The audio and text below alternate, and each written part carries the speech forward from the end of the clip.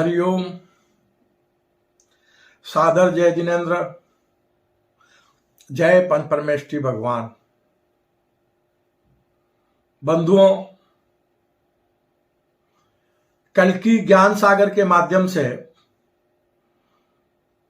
अपने विश्व मानव परिवार को आध्यात्मिक ज्ञान की बातें बताने से पहले मैं कल की साधक, हमारी सुंदर सृष्टि के रचयिता,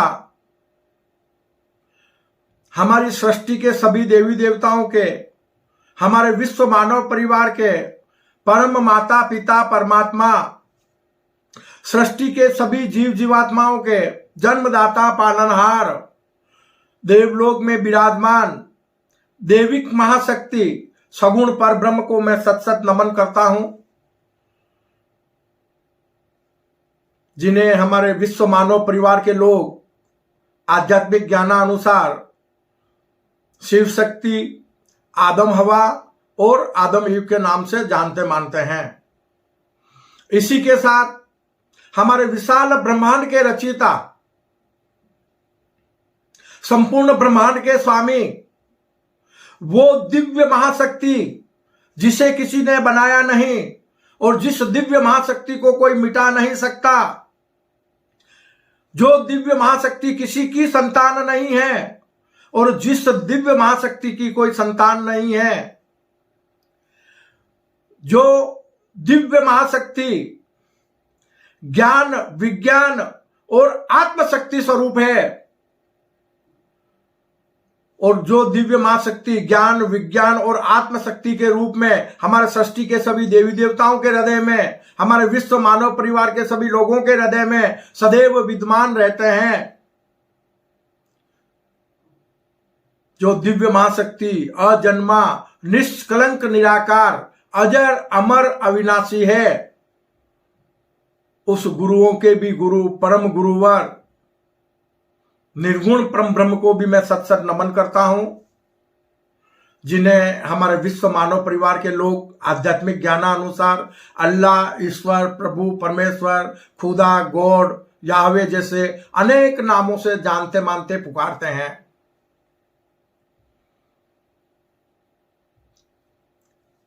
निर्गुण दिव्य महाशक्ति हमारे परम गुरुवर और सगुण देविक महाशक्ति देवलोक में विराजमान हमारे परम माता पिता परमात्मा से मैं करबद्ध प्रार्थना करता हूं कि हे प्रभु, हमारे विश्व मानव परिवार के लोगों को वो ज्ञान प्रदान करो, वो सद्बुद्धि प्रदान करो, वो अद्भुत रहस्यमय सृष्टि सीजन का रहस्यमय ज्ञान प्रदान करो, जिससे हमारी कर्म भूमि पर मानव मात्र सत्कर्मी निष्काम कर्म योगी बन जाए, मानव मात्र परमात्मा स्वरूप बन जाए और कर्म भूमि पर मानव मात्र का अमूल्य मानव जीवन सार्थक हो जाए। इसी भावना के साथ बंधुओं, कल की ज्ञान सागर का आज का विषय है युग परिवर्तन का कार्य। युग परिवर्तन का कार्य ईश्वर की इच्छा से शुरू हो चुका है। युग परिवर्तन का कार्य ईश्वर की इच्छा से शुरू हो चुका है। इसे कोई भी रोक नहीं सकता, इसे रोका नहीं जा सकता। वो कार्य होकर रहेगा, युग परिवर्तन होकर रहेगा। तो आज हमें युग परिवर्तन की संधि वेला के बारे में चर्चा करनी है।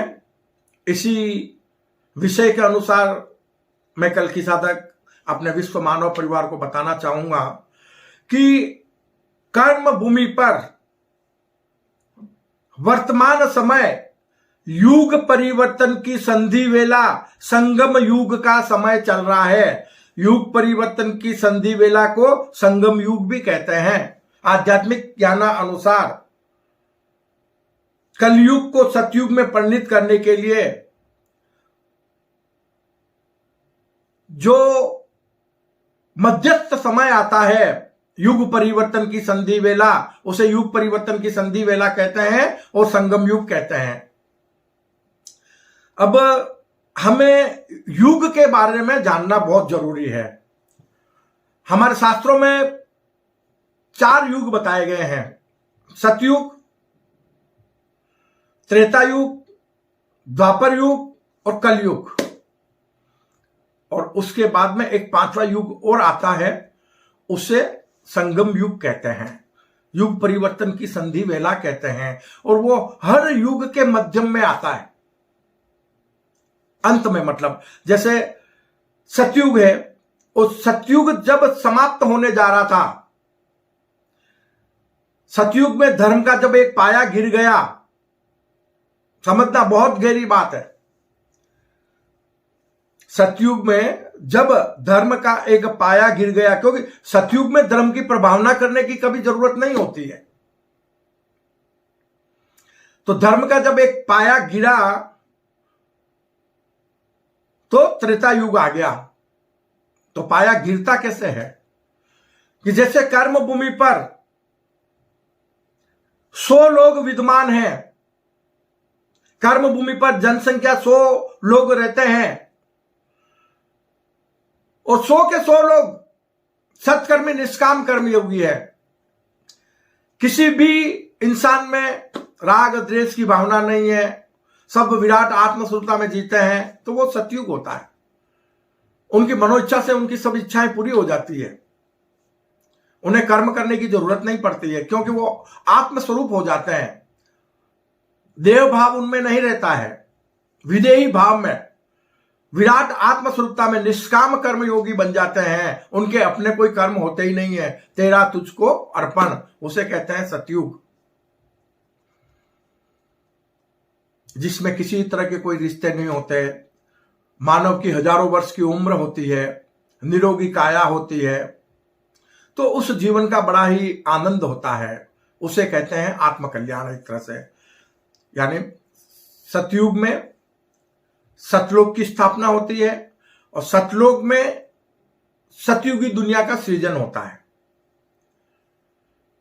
तो एक पाया जब धर्म का गिर जाता है तो त्रेता आ जाता है, और त्रेता आने के बाद में जब त्रेता में भी एक पाया और गिर जाता है धर्म का, तो त्रेता के अंत में भगवान राम द्वारा पुनः धर्म की स्थापना प्रभावना की जाती है। सनातन धर्म का संदेश जन जन को दिया जाता है, लेकिन धर्म की प्रभावना होने के बावजूद भी धर्म का एक पाया और गिर जाता है और द्वापर आ जाता है। और द्वापर में भगवान कृष्ण द्वारा पुनः संपूर्ण मानव जगत को कर्म करने का ज्ञान दिया जाता है। उसके बावजूद भी फिर एक पाया और गिर जाता है, तो द्वापर के बाद कलयुग आ जाता है। और जब कलयुग की शुरुआत कृष्ण के बाद में हो जाती है और आगे बढ़ते बढ़ते बढ़ते बढ़ते धर्म की हानि अत्यधिक हो जाती है कर्म भूमि पर। कलयुग की शुरुआत तो हो गई, लेकिन अत्यधिक धर्म की हानि होने के बाद युग परिवर्तन की संधि वेला आ जाती है। अब उस युग परिवर्तन की संधि वेला में कार्य क्या होता है? कार्य होता है करो या मरो। युग परिवर्तन की संधि वेला है, या तो धर्म के मार्ग पर चल लो, पाप कर्मों का त्याग कर दो, परम सत्यवादी बन जाओ, परमात्मा स्वरूप बन जाओ, तो अकाल मौत से बच जाओगे और सतयुगी दुनिया में पहुंच जाओगे। ईश्वर पुनः धर्म की प्रभावना के लिए ज्ञान की वर्षा करता है। कब? युग परिवर्तन की संधि वेला में। युग परिवर्तन की संधि वेला का मतलब है कलयुग को सतयुग में परिणित करने वाला समय, कर्म भूमि पर सतयुगी दुनिया का सृजन करने वाला समय। तो पाप और पापी इस युग परिवर्तन की संधि वेला में सब के सब मिट जाएंगे। उसके बाद जो सत्कर्मी लोग बचेंगे उनसे सतयुगी दुनिया का सृजन होगा। अब कितनों को बचना है और कितने बचेंगे ये मानव के हाथ में है, ईश्वर के हाथ में नहीं है। क्यों कि ईश्वर मानव को कर्म करने का ज्ञान दे सकता है, किसी से निर्धारित कर्म नहीं करवा सकता। कर्म मानव को करने होते हैं। मानव का जीवन कर्म प्रधान है। मानव कर्म करने में स्वतंत्र है, कर्म फल पाने में नहीं। जैसी करनी वैसी भरनी कर्म फल का अटल सिद्धांत है। मानव मात्र को कर्म भूमि पर कर्म करने के ज्ञान की जरूरत है। और वर्तमान समय हम सभी के लिए इम्तिहान की घड़ी है। इम्तिहान की घड़ी है। क्यों कि कर्म भूमि पर 90% पाप का घड़ा भर चुका है। इसलिए युग परिवर्तन की संधि वेला आ चुकी है। अब हम आपको यहां संक्षिप्त में बता देंगे कल की ज्ञान सागर के अनुसार कि इस समय को युग परिवर्तन की संधि वेला हम कैसे कह सकते हैं, हम कैसे मान सकते हैं। तो समझना बात को, बहुत ज्यादा पीछे नहीं जाना है। भगवान राम को अवतरित होकर लगभग 7000 वर्ष हो गए। कृष्ण को अवतरित होकर लगभग 5000 वर्ष हो गए। और कलयुग की शुरुआत होकर भी लगभग 5000 वर्ष के आसपास का समय हो गया। अब कई धर्मशास्त्रों में ऐसा बताया गया है आध्यात्मिक ज्ञानानुसार कि लाखों वर्ष बाकी है कलयुग के, बहुत तो समय बाकी है अभी। तो ऐसा नहीं होता है। युग परिवर्तन हमेशा याद रखना, किसी भी युग का कोई समय निर्धारित नहीं होता। क्यों कि कर्म भूमि पर मानव जीवन कर्म प्रधान है और युग परिवर्तन कर्म भूमि पर मानव जगत के कर्मों के अनुसार होते हैं। अगर आज की तारीख में कर्म भूमि पर सबके सब लोग एक भी बाकी नहीं रहना चाहिए, सत्कर्मी निष्काम कर्म योगी बन जाए तो आज कर्म भूमि पर सतयुग आ जाएगा, सतयुग स्थापित हो जाएगा, सतयुगी दुनिया बन जाएगी, हमारी कर्म भूमि सतलोक बन जाएगी। तो किस पे डिपेंड है? मानव जगत के कर्मों पर। और सबके सब पापी बन जाओ तो आज हमारी धरती नरक बन जाएगी, महाविनाश होकर मानव जाति का नामो निशान मिट जाएगा। तो युग का समय कहां निर्धारित रहा? किसी भी युग का समय निर्धारित नहीं होता है। मानव जगत के कर्मों के अनुसार युग परिवर्तन होते रहते हैं। तो वर्तमान समय हम देख रहे हैं कि भगवान राम को होकर 7000 वर्ष हो गए, कृष्ण को होकर 5000 वर्ष हो गए। उसके बाद में जब हमारा जन्म हुआ तो कुछ समय पीछे जाना है हमको। जिनकी उम्र तकरीबन 50 साल की है, ये समझ लो 50 या 60 साल के आसपास के लोग हैं, वो इस बात को बहुत अच्छी तरह से समझ सकते हैं। तो समझना यह है कि हमारे सामने कर्म भूमि पर 50 साल पहले क्या सुविधाएं थी उसके ऊपर चिंतन कर लो। लोग बैलगाड़ियों में घूमते थे, साइकिलों पे घूमते थे, पैदल घूमते थे, सड़कों का अभाव था, किसी तरह के कोई साधन सुख साधन नहीं थे, कोई यातायात के साधन नहीं थे। ये कुछ समय पहले की बात है। अगर मानव को मानव से कुछ बात करनी होती और प्रदेश में है तो चिट्ठी के माध्यम से पत्र लिखकर और संदेश भेजा जाता था। पत्र द्वारा बातें होती थी। यह तो कल परसों की बात है, ज्यादा पुरानी भी नहीं है। तो हम आपस में पत्र व्यवहार करते थे। लेकिन परमात्मा ने युगा अनुसार वर्तमान समय में मानव की जो मानव चेतना वर्तमान समय में जागृत हो रही है, उसके अनुसार संपूर्ण मानव जगत के लोगों को एक मोबाइल की सिम के माध्यम से सबको जोड़ दिया। एक छोटा सा विश्व मानव परिवार बन गया। कब किसको देखना है हम एक पल में देख सकते हैं, बात कर सकते हैं, पता लगा सकते हैं भाई तुम कहां हो, क्या हो, कैसे हो।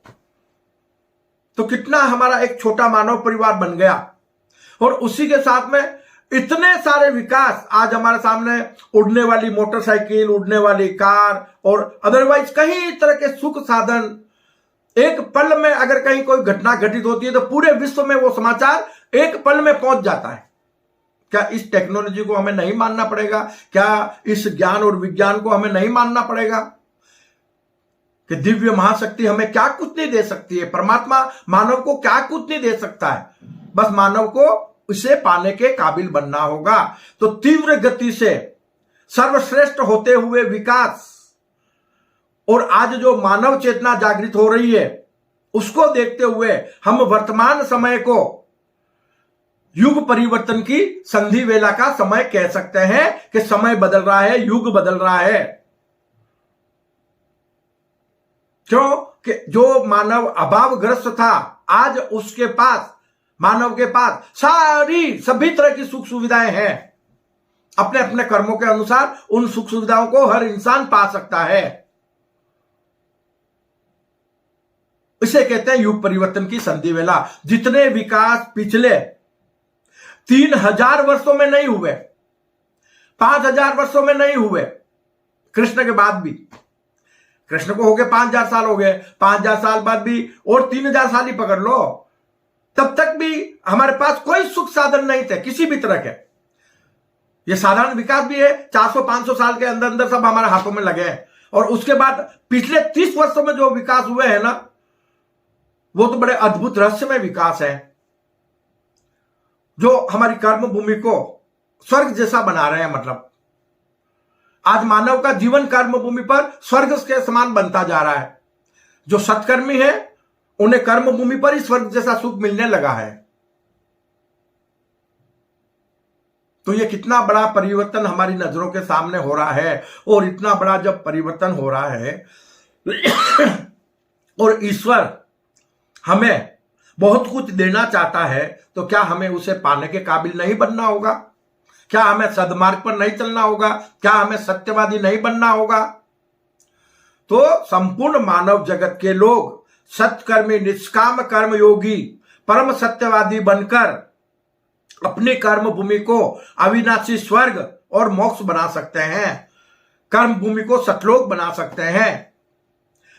और याद रखना कि जो कार्य सृष्टि सृजन के बाद हमारी कर्म भूमि को बनकर अरबों वर्ष हो गए, कल की ज्ञान सागर में मैं बार बार बता रहा हूं, कर्म भूमि को बनकर अरबों वर्ष हो गए और वर्तमान मानव प्रजाति का जन्म होकर भी लाखों वर्ष बीत चुके हैं। अब जब लाखों वर्ष बीत चुके हैं और हमारा कैलेंडर आज मात्र 2024 वर्ष की गणना कर रहा है, तो बाकी वर्ष हमारे लिए कहां गए? जो हमारे पास कैलेंडर ही नहीं है, हमारे पास तारीख ही नहीं है इससे पहले की। तो यहां यह चिंतन करने का विषय है। तो अब कल की ज्ञान सागर के माध्यम से हमारे परम गुरुवर, प्रभु परम गुरुवर हमें वो ज्ञान प्रदान कराने जा रहे हैं। उस ज्ञान को ग्रहण करने के बाद वो कर्म करने का ज्ञान देंगे, उस ज्ञान को हम ग्रहण कर लेंगे। उसके बाद कर्म भूमि पर फिर कभी युग परिवर्तन नहीं होंगे, कभी अब सतयुगी दुनिया बन जाएगी। जब हमारी कर्म भूमि सतलोक बन जाएगी और सतयुगी दुनिया का सृजन हो जाएगा, उसके बाद में कभी न कभी त्रेता आएगा, न द्वापर आएगा, न कलयुग आएगा। ये मुझे अंतः प्रेरणा से प्रभु के द्वारा ज्ञात हुआ है कि कभी युग परिवर्तन नहीं होंगे। पापी और पाप सतही मिट जाएंगे। बस कर्म भूमि पर कौन रहेगा? पुण्यात्मा। अगर गलती से कोई पाप कर्म कर गया तो वो डिलीट हो जाएगा। एक ये नई व्यवस्था शुरू होने वाली है। क्यों कि 24 अवतारों में ईश्वर का कल्कि अवतार आखिरी अवतार माना गया है, और जिसे 10 अवतार में, 10 प्रमुख अवतारों में भी 10वां अवतार आखिरी अवतार माना गया है। अब तक में 23 अवतार हो चुके, अब तक में 9 अवतार हो चुके। आखिरी अवतार 10वां अवतार और 24वां अवतार कल्कि अवतरण माना गया है।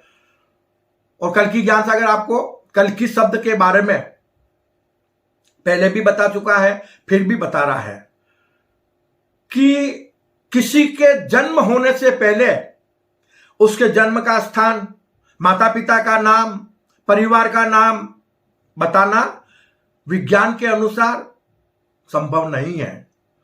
तो ये सारी भविष्यवाणियां तुलनात्मक भविष्यवाणियां हैं, तुलना की गई है। जैसे कल्कि के पिता का नाम विष्णुदत्त होगा, तो मतलब जो मानव धर्म की प्रभावना के लिए अपने मां बाप की कोख से जन्म लेगा तो हो सकता है उसका पिता विष्णु जैसे गुण रखता हो या धार्मिक प्रवृत्ति वाला हो। उसकी माता सुमति यानी अच्छी बुद्धि वाली हो। संबल ग्राम, संबल का मतलब तो पानी से होता है, पानी का घाट होता है संबल का मतलब।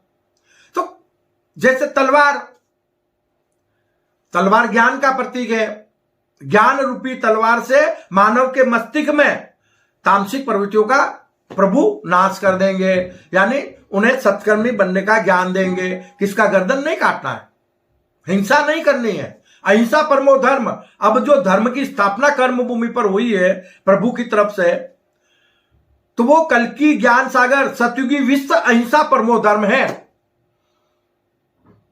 धर्म समझाने के लिए किसी तरह की हिंसा का सहारा नहीं लिया जाएगा। अब बस ज्ञान के माध्यम से धर्म समझाया जाएगा।